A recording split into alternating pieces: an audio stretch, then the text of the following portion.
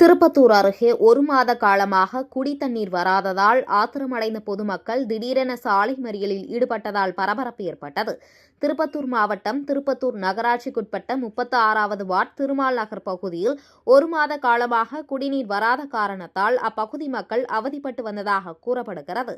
இதுகுறித்து அப்பகுதி மக்கள் பலமுறை நகராட்சி ஆணையரிடமும் கவுன்சிலரிடமும் மனு அளித்தும் செவி சாய்க்காததால் ஆத்திரமடைந்த அப்பகுதி மக்கள் திடீரென அலங்காயத்திலிருந்து திருப்பத்தூர் செல்லும் சாலையில் காலி குடங்களுடன் 20க்கும் மேற்பட்டவர்கள் சாலை மறியலில் ஈடுபட்டனர். பின்னர் இதுகுறித்து தகவல் அறிந்து வந்த திருப்பத்தூர் கிராமிய காவல் நிலைய போலீசார் சாலை மறியலில் ஈடுபட்ட பொதுமக்களிடம் சமரச பேச்சுவார்த்தையில் ஈடுபட்டதின் பேரில் அங்கிருந்து பொதுமக்கள் கலைந்து சென்றனர். இதனால் அப்பகுதியில் சிறிது நேரம் பரபரப்பு காணப்பட்டது.